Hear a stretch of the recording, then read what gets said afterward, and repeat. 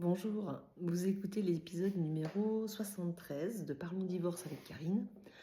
Pour cet épisode 73, nous allons parler du divorce amiable et du divorce judiciaire et à quel moment passer d'une procédure à l'autre.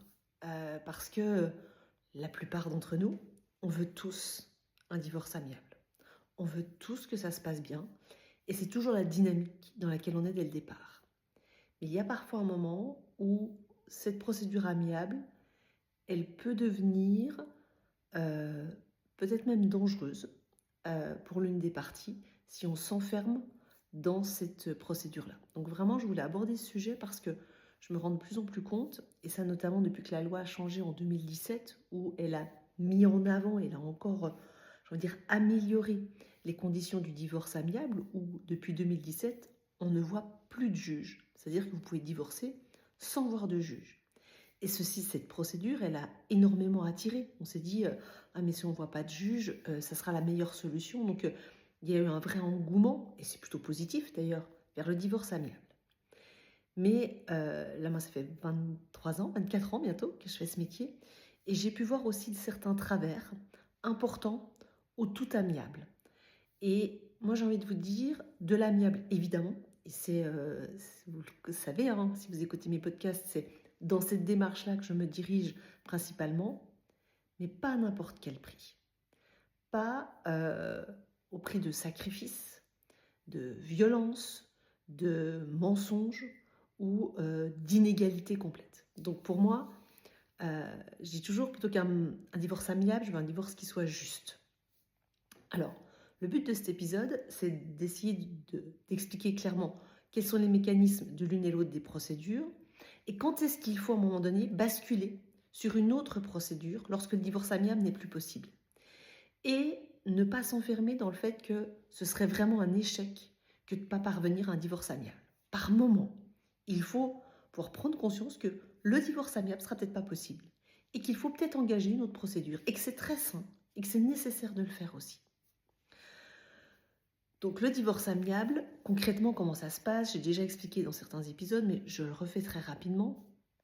Un divorce amiable, il faut obligatoirement 2 avocats. Vous ne pouvez pas le faire avec un seul avocat. Il faut que chacune des parties ait son avocat, donc 2 avocats. Les avocats vont discuter ensemble pour mettre en place ce qu'on appelle une convention de divorce par consentement mutuel.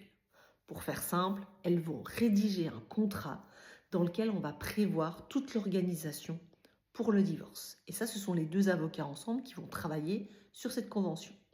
Donc avant de rédiger la convention, elles vont s'envoyer des mails ou faire des réunions, ça dépend quelle est l'organisation qui est mise en place, pour parvenir à trouver un accord. Donc il y aura des discussions, des négociations, ça c'est tout à fait normal et c'est très sain d'ailleurs dans une procédure de séparation. Donc les avocats discutent entre eux, avec bien sûr l'intervention des parties. On vous répercute, voilà, monsieur demande ci, madame demande ça, qu'est-ce que vous en pensez ? L'avocat va donner son point de vue pour dire ce qui lui semble juste, ce qui ne semble pas juste.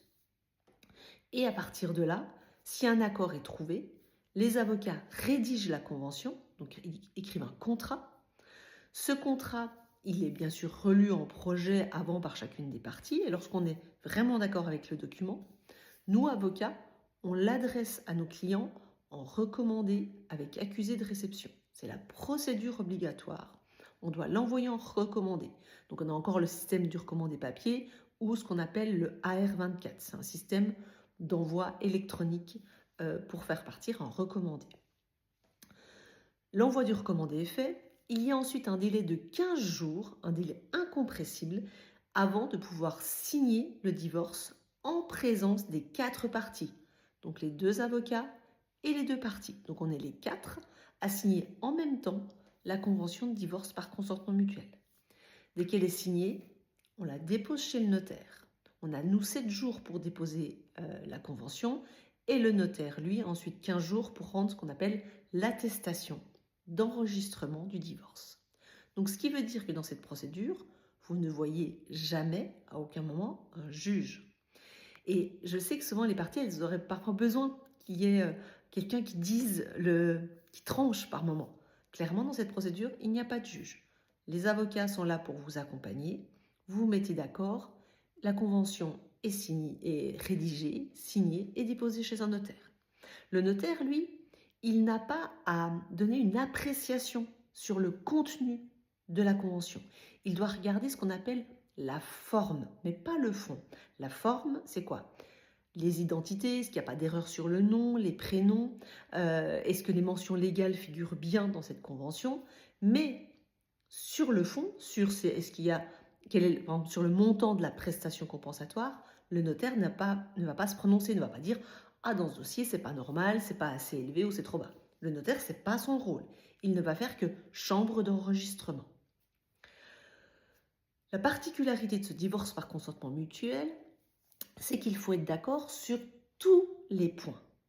Et c'est ça parfois qui est difficile. C'est-à-dire qu'on peut être d'accord pour les enfants, la question du nom de famille, mais parfois on n'est pas d'accord sur le partage. Ça ne marche pas. On ne peut pas faire un consentement mutuel si on n'est pas d'accord sur l'ensemble, c'est-à-dire la question de votre nom, des enfants, du mode de garde, des pensions alimentaires pour les enfants ou pas de pension alimentaire suivant le mode de garde, la question de la prestation compensatoire, un sujet très technique. J'ai fait un podcast juste sur la prestation compensatoire parce que c'est un sujet très particulier. Le partage des biens. On doit se mettre d'accord dans cette convention comment les biens sont partagés. Donc vous voyez qu'on a un ensemble de points. Si un seul point ne recueille pas l'accord des deux parties, on ne peut pas faire ce divorce. Donc il faut se mettre d'accord sur tous les points. Je vais vous parler du partage parce qu'en fait, c'est assez particulier par rapport au divorce devant le juge. Dans ce divorce-là, le partage doit être fait en même temps que le divorce. Alors, la question devient technique lorsqu'il y a un bien immobilier. Lorsque vous avez un bien immobilier et qu'un des deux époux veut le garder, vous n'avez pas le choix, il faudra passer par un notaire. Alors vous allez dire, mais comment est-ce qu'on travaille? Il y a les avocats, le notaire il enregistre, mais il faut aussi le partage. Je vais vous expliquer. Les avocats travaillent sur la convention de divorce.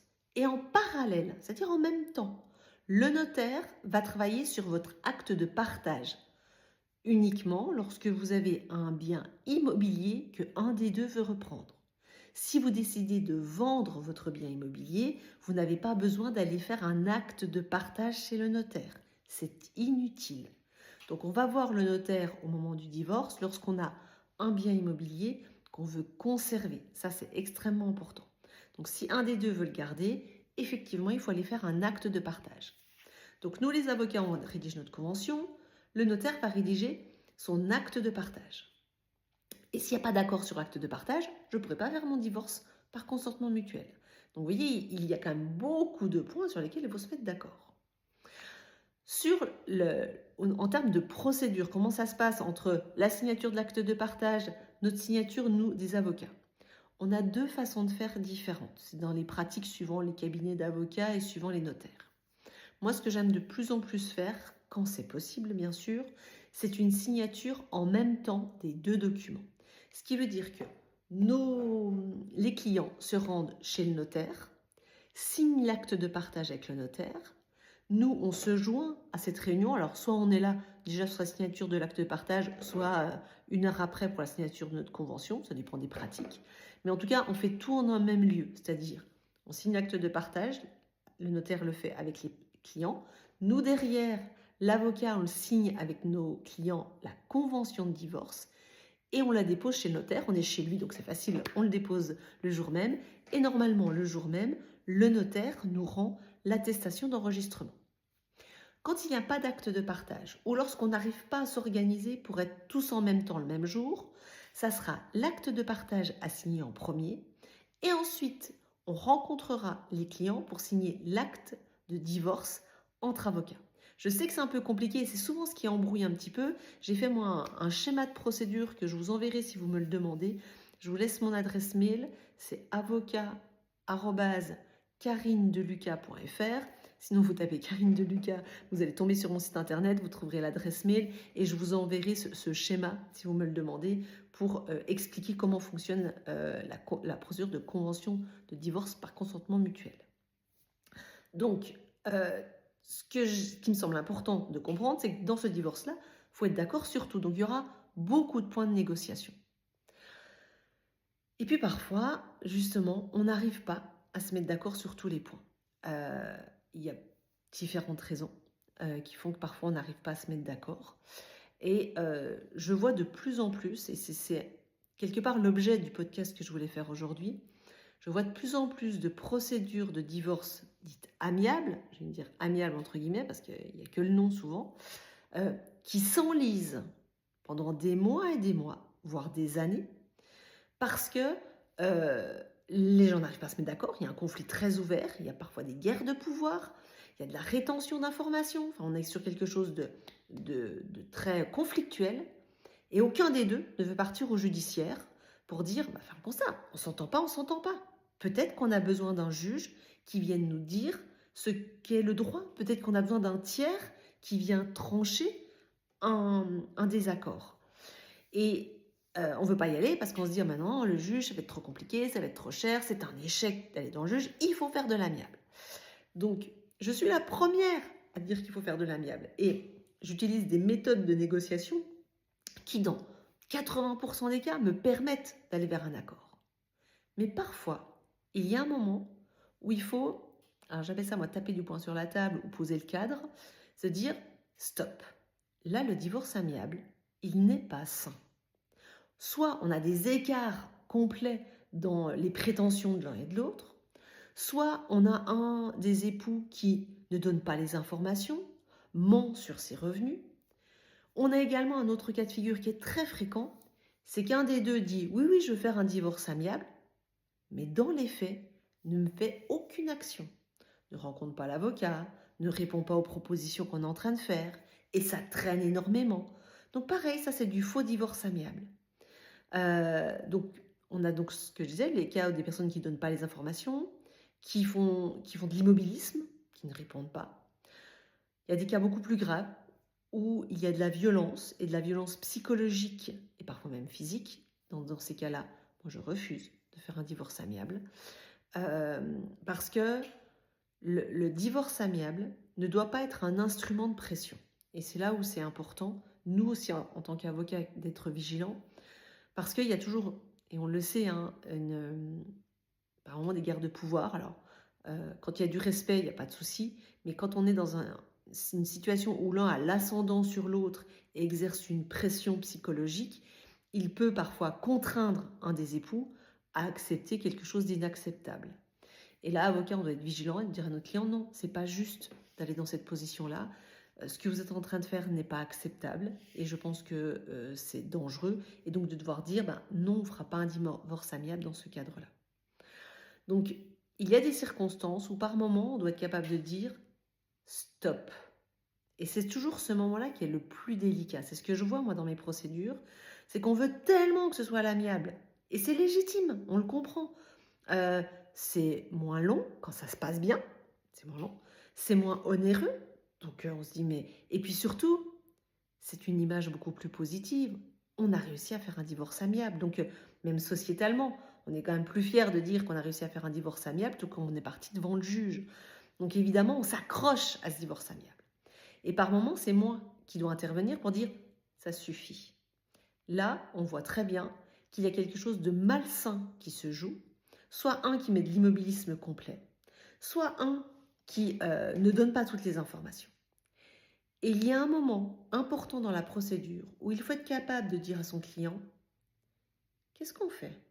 On reste sur cette situation et je vous fais observer les enjeux qui sont en train de se jouer, qui ne sont pas normaux, qui ne sont pas justes, qui sont une pression.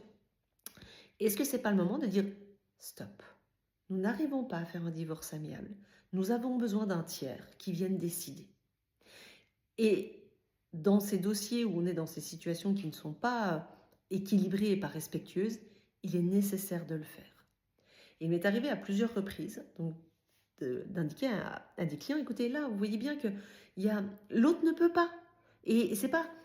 on ne va pas le faire par colère uniquement, parce que souvent, on brandit le judiciaire comme une menace de colère. Moi, je dis, on part au judiciaire quand la situation est bloquée et que l'autre même ne peut pas avancer sur un divorce amiable. Donc, on a besoin du judiciaire. Ça ne veut pas dire qu'on part en guerre au judiciaire. Ça veut dire qu'aujourd'hui, nous n'arrivons pas à nous mettre d'accord et nous avons besoin d'un tiers un juge qui intervient. Je crois qu'à un moment donné, il faut être capable de le voir non pas comme un échec, mais comme une option pour aboutir à quelque chose qui soit juste. Il faut aussi comprendre que dans des séparations, parfois un des deux époux est dans un blocage tel qu'il ne peut pas consentir véritablement au divorce et qu'il a besoin qu'il y ait une intervention plus forte. On dit, bah non, cette fois-ci, ça part au judiciaire parce que moi, je veux vraiment divorcer. J'entends que toi, tu ne sois pas capable, mais pour moi, c'est nécessaire. Et donc, j'ai besoin, et c'est un droit de demander au juge, et le juge finira par accorder le divorce, que de faire une demande judiciaire. Et en tout cas, il ne faut pas le brandir comme à chaque fois une menace ou autre. Il faut que ce soit, là aujourd'hui, c'est plus juste dans nos négociations. On n'est pas sur quelque chose de respectueux. Et on n'est pas sur quelque chose où il y a une capacité psychique pour les deux d'avancer sereinement dans le divorce. Alors dans ce cadre-là, je m'en remets à un tiers. Et vraiment, c'est le moment, je pense en tout cas, qui est le plus délicat dans la procédure, où on voit des clients en souffrance de devoir y aller et tant qu'ils résistent à dire, ils sentent bien que ça ne va pas, mais ils veulent tellement pas du judiciaire qu'ils se rendent malades. J'ai l'exemple là très récent d'une cliente qui voulait faire de l'amiable et à un moment donné, on était à 6 mois de négociation. Elle a commencé à sentir qu'on se faisait balader. Et à un rendez-vous, je dis voilà, il faut qu'on prenne une position. Aujourd'hui, comment vous vous sentez dans cette procédure? Pas bien. Elle était même en dépression, elle était en arrêt maladie. Son médecin l'avait mis en arrêt, elle était en état de dépression.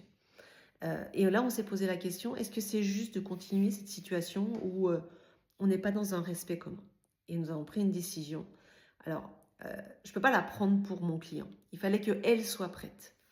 Et donc, j'ai senti qu'à ce moment-là, c'était aller trop loin, c'était stop. Elle avait compris que la négociation n'était plus juste et qu'il fallait poser un cadre. Et ce qui est incroyable, c'est qu'à partir du moment où, pour elle, c'était très clair de poser un cadre, et donc j'en ai informé l'autre partie en disant cette fois-ci, stop, on dépose une procédure. Nous n'arrivons pas à faire un divorce amiable, ça arrive. Je fais une demande au juge. La semaine qui suivait, tout s'est débloqué.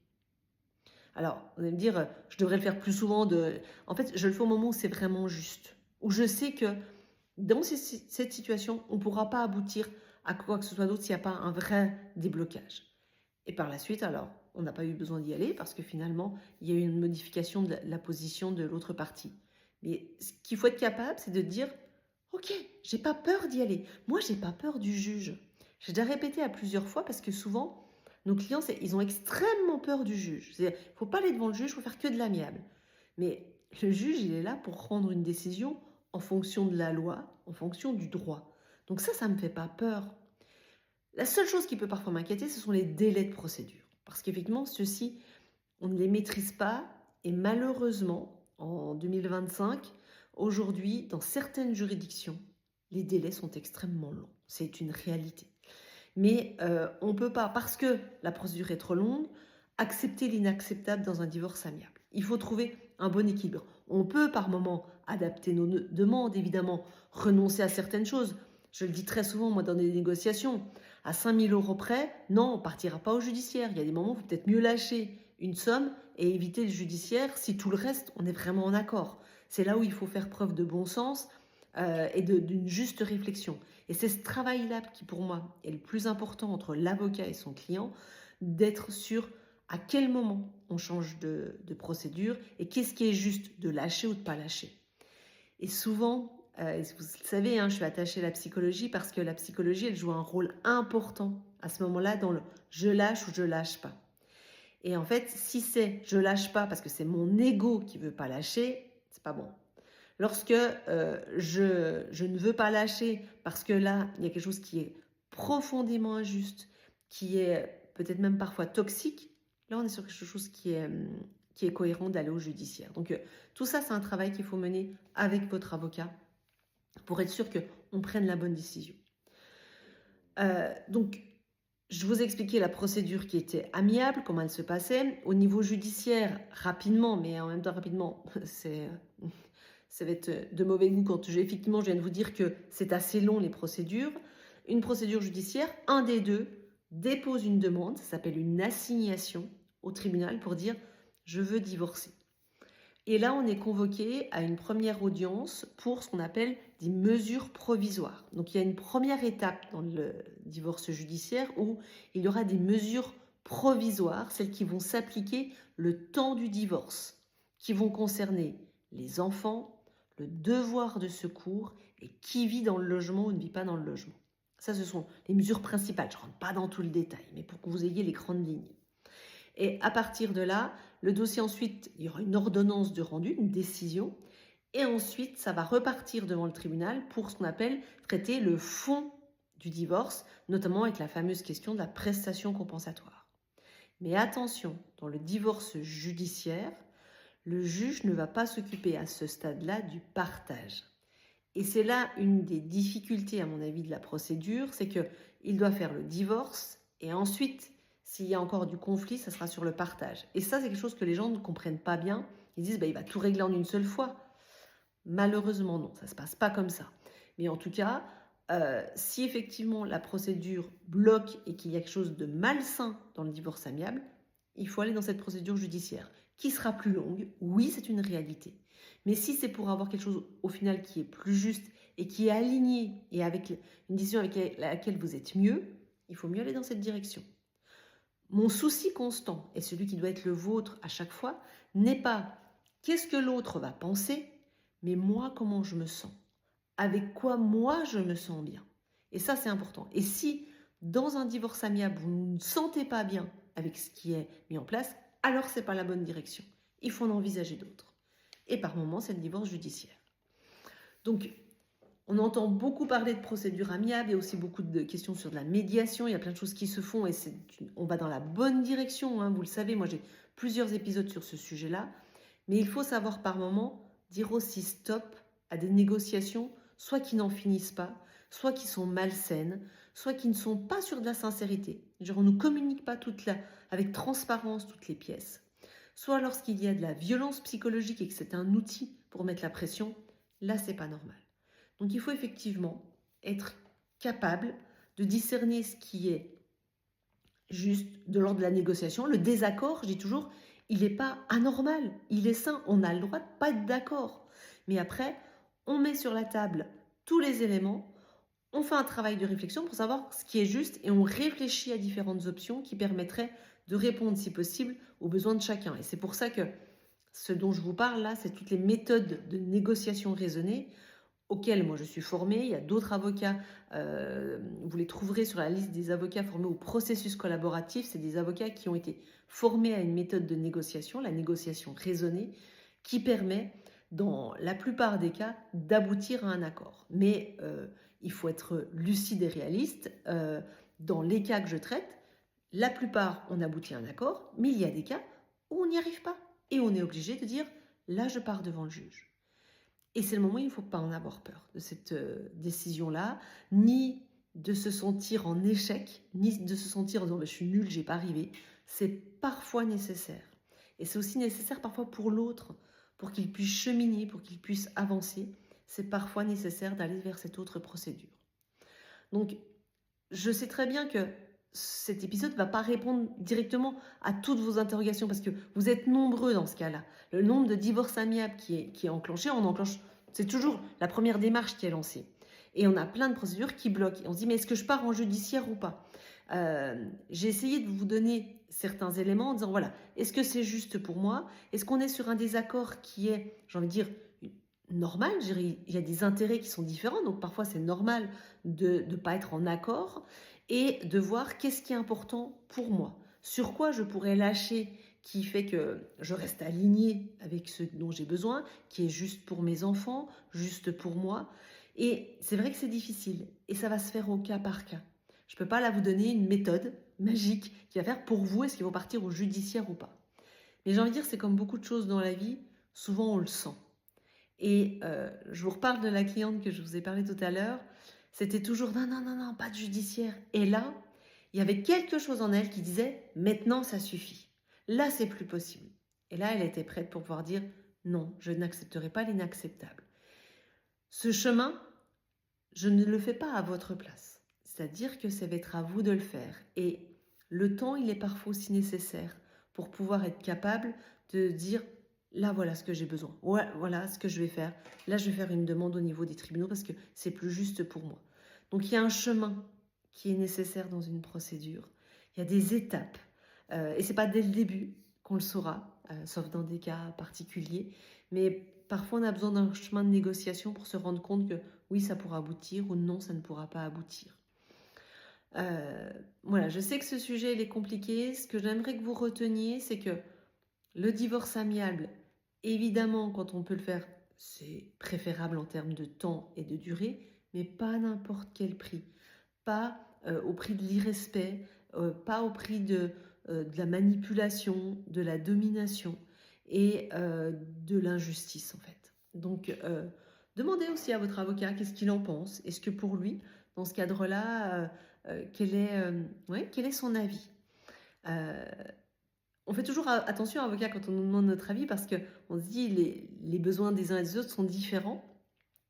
Donc moi, je prends toujours la précaution, je dis voilà, moi, avec mon fonctionnement, voilà ce que je suis capable d'accepter ou de ne pas accepter. Mais après, vous aurez aussi, vous, vos propres besoins. Essayez d'être le plus possible à l'écoute, demandez des avis, faites-vous entourer. Et si vous devez aller au judiciaire, c'est que c'est nécessaire. Vous le faites pas. J'ai jamais vu personne partir en judiciaire par plaisir, mais parfois c'est nécessaire de le faire. Et n'ayons pas peur du juge. Le juge est là pour trancher le plus justement possible. S'il y a une décision qui ne convient pas, on peut faire appel. Alors pareil, c'est pas ce qu'on souhaite, mais il y a quand même des sécurités si jamais la première décision ne convient pas. Mais moi, j'ai une phrase que j'utilise toujours. Je dis à partir du moment où on part au judiciaire, on est prêt aussi à accepter la décision qui sera rendue. C'est-à-dire qu'il faut se mettre aussi dans cette position-là. Si j'arrive pas à faire d'amiable, si je pars devant le juge, j'accepte ce que le juge va décider. Et je m'en remets à lui. Et même si c'est pas parfaitement ce que je voulais, je l'accepterai. Et ça, c'est un travail que vraiment je fais avant qu'on parte au judiciaire. Ça me semble important de pouvoir dire, ok, on n'arrive pas à se mettre d'accord, je m'en remets à quelqu'un d'autre pour décider. J'espère que cet épisode vous aura aidé, qu'il vous aura un petit peu éclairé. Si vous êtes dans l'hésitation, c'est normal, de savoir à quel moment on doit basculer ou pas. Faites-vous aider, demandez de l'aide à votre avocat. Pour pouvoir me contacter, je vous ai donné mon adresse mail, je vous la redonne. C'est donc avocat@carinedeluca.fr.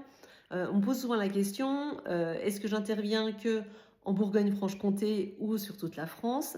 Alors j'interviens sur toute la France parce qu'effectivement le podcast a permis une connaissance nationale et donc j'interviens partout. Après, de façon transparente, vous avez entendu que pour le divorce amiable, il y a un déplacement à prévoir. Donc après, il y a des frais de déplacement qui sont à prévoir pour le moment où je me rends pour la signature.